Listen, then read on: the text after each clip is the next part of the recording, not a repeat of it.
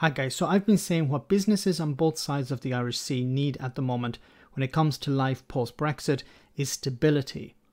With Edwin Poots, the Agriculture Minister of Northern Ireland, a member of the DUP, suspending checks on goods moving from Great Britain to Northern Ireland, and his colleague Given, the First Minister, resigning his post, all this does is create the exact opposite of what industry needs. The DUP are doing this for political purposes, not economic ones. Here, Aidan Connolly of the Northern Ireland Retail Consortium explains the problems this causes for Northern Ireland businesses. Joined by Aidan Connolly, Director of the Northern Ireland Retail Consortium and member of the UK Trade and Business Commission. Thank you so much for your time today. How worried are you about these announcements, both from Edwin Poots last night and by the First Minister, Mr Given? So if we take them one by one, the announcement last night was that there would be checks stopping. We haven't actually seen that yet, but even if the checks do stop, they're actually only one part of that process to move goods from Great Britain to Northern Ireland. There are other checks by HMRC, other checks by the local councils, and so the DAERA, that Department of Agriculture checks, are only one part.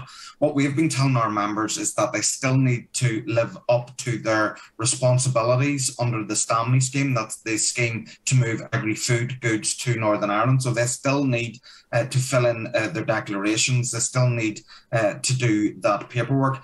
Responsible traders, responsible retailers are not in to trying to do it the easy way. We have to do it in a way that makes sure that we fulfill our regulatory and legal responsibilities. As far as the First Minister resigning, there's a lot of things that are happening at the moment that we really need an executive. So that be bills that still need to go through the Assembly, which have an effect on business, such as the Northern Ireland Climate Bill, or the fact that we need an executive up and running to be able to flex, as we've needed over this past 2 years with COVID, to provide quick answers and quick solutions to the problems that do arise. The main thing out of both of these events is that it provides instability. And the one thing that business needs more than anything in Northern Ireland is stability and certainty. Joined by... I agree 100%. That's exactly what businesses need. Whether it's businesses in Great Britain or it's businesses in Northern Ireland, they need stability. The last thing they need is political instability. Now, what the DUP are doing at the moment is they're attempting to suspend the Northern Ireland executive, which seems to be an attempt to stop the protocol. But in return, what's probably going to happen is that we're going to see elections brought forward. Elections are due to take place in May this year. They could be brought forward. And this is not going to help the DUP. It's likely it's going to help Sinn Féin.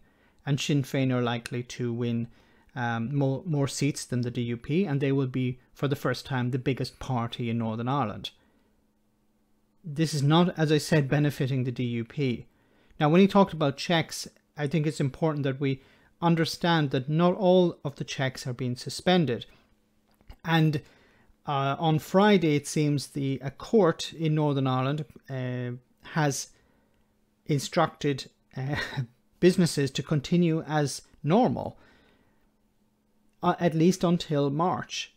So Edwin Poots thought he was going to be able to stop these checks. A high court, or a court in Belfast, said no, this is not going to be the case. Businesses are going to have to continue as before. And we have once again the DUP trying to throw things against the wall and hoping something will stick. They tried it with Article 16, hoping that Article 16 would be triggered to bring down the protocol. They begged on their hands and knees to Boris Johnson to do something. He ignored them. And I think this is one of the last throws of the dice here. Try and bring down the protocol using court cases. Try and bring down the protocol by blocking the ports. But as Aidan here said, these checks have to continue. And business leaders are going to instruct businesses in Northern Ireland to continue as normal. They have their obligations and they should follow them. Let me know in the comment section, guys, what you think about all of this. As always, your comments are greatly appreciated. Thanks a lot.